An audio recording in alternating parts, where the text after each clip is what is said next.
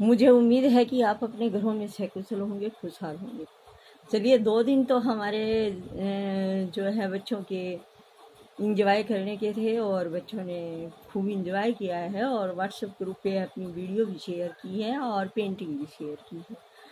तो मैं सभी अभिभावकों का तहे दिल से शुक्रिया अदा करती हूँ कि हमें पता है कि ये काम बहुत मुश्किल है, ऑनलाइन बच्चों को एजुकेशन देना, लेकिन फिर भी हम सभी टीचर प्रयासरत हैं और अभिभावक भी हमारा साथ दे रहे हैं। तो इसके लिए सभी अभिभावकों का हाथ जोड़कर तहे दिल से धन्यवाद। तो चलिए एक बार फिर आज हम एक कदम और बढ़ाते हुए स्कूल को बच्चों के घर तक लेकर चलते हैं। स्कूल को बच्चों के घर तक लेकर चलते हैं। उनकी एक तमन्ना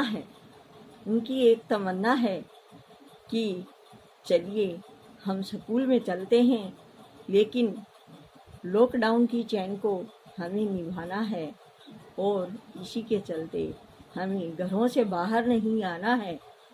घरों में ही रहकर हमें अपनी शिक्षा को आगे बढ़ाना है और हम सभी टीचरों का एक ही ध्येय है कि बच्चों तक हमें स्कूल उनके घर तक पहुंचाना है।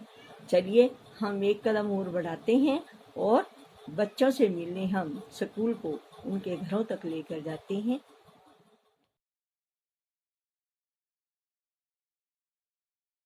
तो चलिए हम इसी प्रक्रिया को आगे बढ़ाते हैं और तीसरी कक्षा का पाठ इठलाती बूंद बच्चों को समझाते हैं। तो देखिए, नन्ही सी बूंद सागर की लहरों पर झूमती इठला रही थी।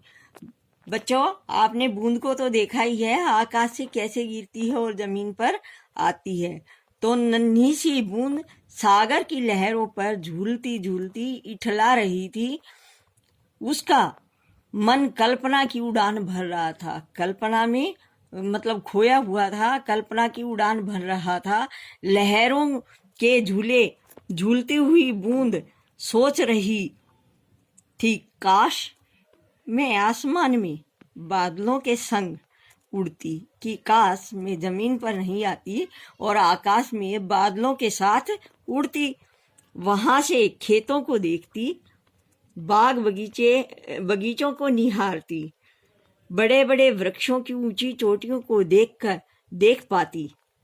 यह सोचते सोचते उस पर सूर्य की किरणों का चौंधा पड़ा। सूर्य की किरणें बूंद के ऊपर पड़ी। सूरज के ताप से गर्माहट पाकर वह भाप बनकर आसमान में उड़ गई। तो बच्चों, आपको पता ही है, जब ज्यादा गर्मी होती है पानी वाष्पीकरण होता है और आसमान में बादलों का रूप ले लेता है। तो बादलों के संग मिलकर देश विदेश घूमी, ऊंचे पर्वतों की चोटियों को छूती हुई आगे निकल गई। यहाँ देखिए चित्र में छोटी सी बूंद आकाश में जाकर बादलों के संग उड़ती हुई सभी चीजें देखती हुई आगे निकल गई, चोटियों को छूती हुई निकल गई। खेतों और बाग बगीचों को देखकर वह कुछ उदास हुई। क्यों उदास हुई बच्चों? क्योंकि बारिश नहीं हुई थी और खेत बगीचे पेड़ पौधे सूख रहे थे। खेत उतने हरे न थे, बगीचों में फूल उतने रंगीले न थे, बागों में फल उतने रसीले न थे जितने उसने सोचे थे। किसान बार बार आसमान की ओर देख रहा था। बच्चों, बारिश नहीं आती है तो किसान जो हमारा खेती करता है वो आकाश की ओर बार बार देखता है कि बारिश आ जाए। तो किसान आसमान की ओर देख रहा था, उसके चेहरे पर उदासी थी। वे सूखे खेतों को देखकर निराश था। ये सब देख बूंद का सारा उत्साह ठंडा पड़ गया कि उसमें जितना जोश था कि मैं यहाँ घूमूं वहाँ घूमूं, वह उसका जोश ठंडा हो गया। उसका मन दुख से पिघल गया और वह धरती पर आ गिरी। दुख से पिघलना, उसने दया आई और वह धरती पर आ गिरी।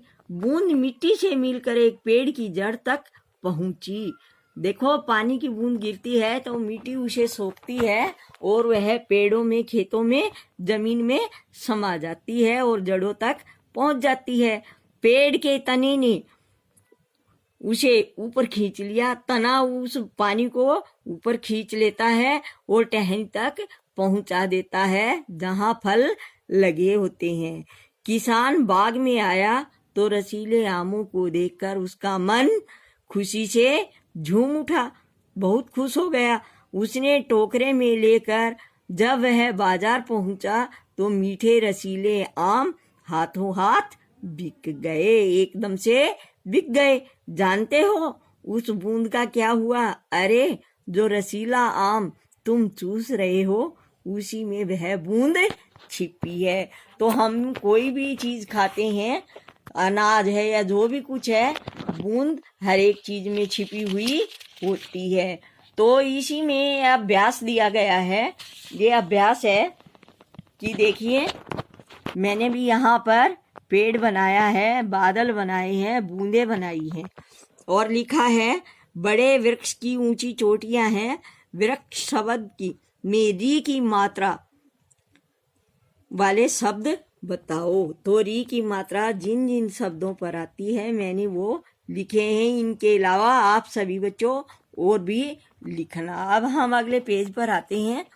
यहाँ पर एक वचन, बहुवचन दिए गए हैं और मैंने ये भी लिखे हैं आपको समझाने के लिए। जैसे एक वचन में एक ही संख्या होती है और बहुवचन में बहुत सारी संख्याएं होती हैं। जैसे लड़की, लड़कियां, लड़की एक है और लड़कियां बहुत सारी। कुर्सी, कुर्सियां। लकड़ी, लकड़ियां। चोटी, चोटियां। रोटी, रोटियां। बोरी, बोरियां। बकरी, बकरियां। टहनी, टहनियां। तो चलिए, आज हमारा ये लेसन खत्म होता है। मुझे उम्मीद है सभी बच्चों की समझ में आया हुआ। जय हिंद, जय भारत।